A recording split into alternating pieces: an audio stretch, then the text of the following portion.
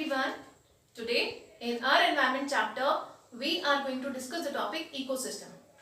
So children, both biotic and abiotic components of the environment, they are inseparable. They interact with each other and keep a balance in the environment. So Tensley in 1935 he described this interaction as ecosystem. Means Tensley in 1935 he coined the term ecosystem. Ecosystem, it is the structural and functional unit of biosphere. Biosphere which comprises lithosphere, hydrosphere and atmosphere. So what is ecosystem? Ecosystem is the interaction of organisms with each other and with their physical environment. It is ecosystem. In an ecosystem, living organisms, they interact with each other through food chains. For example, plants, they interact with soil to obtain minerals and nutrients like nitrogen, phosphorus and other nutrients. And they get carbon dioxide from air, water from soil and sun's energy to make complex molecules. Okay, and these plants are eaten by herbivores, and herbivores, they are eaten by carnivores. So in ecosystem, living organisms, they interact with each other. An ecosystem is an open system which requires a regular input of energy and cycling of materials for its sustenance. So two basic processes occurs in an ecosystem. What are these? First is cycling of materials. Means all types of ecosystems, they have a cycling of materials. Means there is exchange of materials between living and non-living components. Okay. And second is flow of energy. See, solar energy, it is trapped by plants and this energy is passed on to other organisms. So what are two basic processes which occurs in an ecosystem? Cycling of materials and second is flow of energy. And children, ecosystems, they are of two types. First is natural ecosystem. So they are self-regulating. Means there is no man's interference in these ecosystems. For example, grasslands, river, forest and ponds. Now next type of ecosystems are artificial ecosystems. See, artificial ecosystems, they are made by man. Means they are maintained and regulated by man. For example, orchard, gardens and crop field. So these are the examples of artificial ecosystems. Now children, next topic is components of ecosystem. So there are two main components of ecosystem, biotic components and abiotic components. First, we will study about biotic components or living components of ecosystem. So it includes living components of the environment and they can be grouped into producers, consumers and decomposers. Living organisms are classified into different groups on the basis of their nutritional relationships. And these groups are producers, consumers and decomposers. So first we will study about producers. See, autotrophs in an ecosystem, they are called producers because they produce food for all other members of the ecosystem. And they are green plants and blue-green algae. Blue-green algae, इन्हें हम cyanobacteria भी बोलते हैं. And children, minute free-floating phytoplanktons, they are also producers because autotrophs, they produce food for all the members of the ecosystem with the help of chlorophyll, carbon dioxide, water, and they utilize sun's energy and they synthesize food. And during the process of photosynthesis, they release oxygen in the atmosphere. See, we have already studied that during photosynthesis, plants, they release oxygen in the atmosphere. Thus, nutrients and energy enter the living world through producers. So what is the role of producers? Producers, they trap solar energy and transform it into chemical energy in food. And secondly, producers are the only source of atmospheric oxygen to all living members of the ecosystem. Now next group is of consumers. Consumers consume food prepared by producers.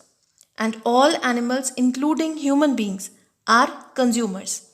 They depend directly or indirectly on producers for food. देखिए जितने भी animals हैं including human beings, we all are consumers because directly or indirectly we are dependent on producers for food. Consumers, they are also called heterotrophs. And you know children, consumers, they are put into three categories: herbivores, carnivores and omnivores. So herbivores, they are animals which feed on plants, and herbivores, they are also called primary consumers or first order consumers.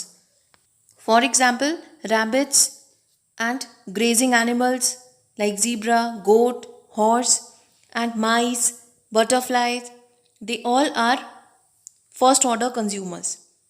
And carnivores, they are animals that prey upon herbivores or primary consumers, and they eat their flesh. Carnivores that eat herbivores are called secondary consumers or second order consumers. For example, lion, frog, fox, etc. They all are secondary consumers. And children, animals which eat secondary consumers, they are called tertiary consumers. For example, snake feeding on a frog. It is the example of tertiary consumer. And wolf preying on a fox. So wolf is the example of tertiary consumer. And other examples are like peacock, owl, tiger, lion. They all are example of tertiary consumers. Now next group is of omnivores. So animals that eat both plants as well as animals, they are called omnivores. For example, dog, human beings and bear are omnivores. And children, there are some animals, mostly birds. They feed on flesh of dead animals. So they are called scavengers, like vultures, crows and hyenas. They are scavengers. So consumers, they keep a check on the population of producers and of different levels of consumers. देखिए अगर consumers नहीं होंगे तो जो herbivores हैं उनका number, उनकी population बहुत ज़्यादा बढ़ जाएगी. And scavengers, they eat bodies of dead animals and keep the environment clean. Now let's study about decomposers. So these are microorganisms which feed on decaying and dead organic matter, and they break down the remains of dead animals and plants to release various substances that can be used by other members of the ecosystem, and they are bacteria and fungi. Children, decomposers की category में mainly bacteria और fungi आते हैं, and worms also help in this process because bacteria and fungi, they break down complex organic compounds from the bodies of dead animals and decaying remains of plants into simple inorganic substances. And you know, these substances are utilized by producers. So children, decomposers, they help in recycling the materials in the biosphere, and they play a very important role in biogeochemical cycles or nutrient cycles. And decomposers, they maintain the fertility of the soil. If there were no decomposers, the earth would have been a heap of dead organisms. अगर decomposers नहीं होंगे तो earth में dead organisms का ढेर हो जाएगा. Now children, let's study about abiotic components of the ecosystem.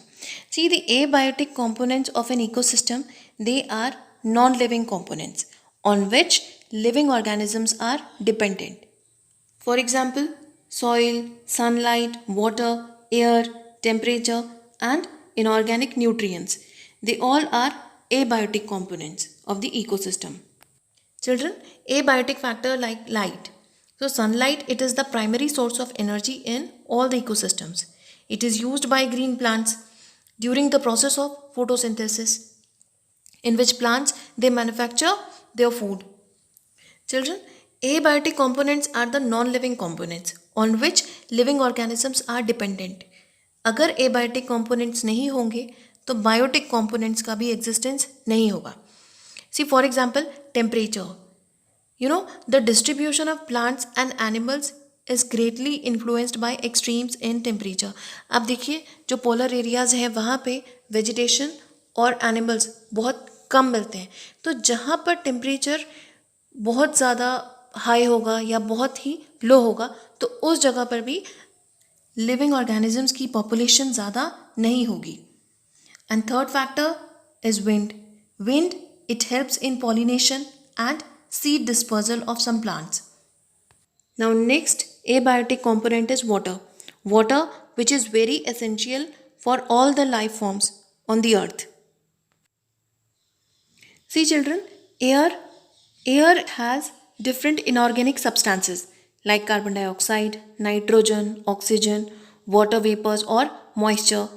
See children, gases like oxygen and carbon dioxide, they are very essential for plants and animals. And nitrogen, which is also a very important component of proteins and amino acids.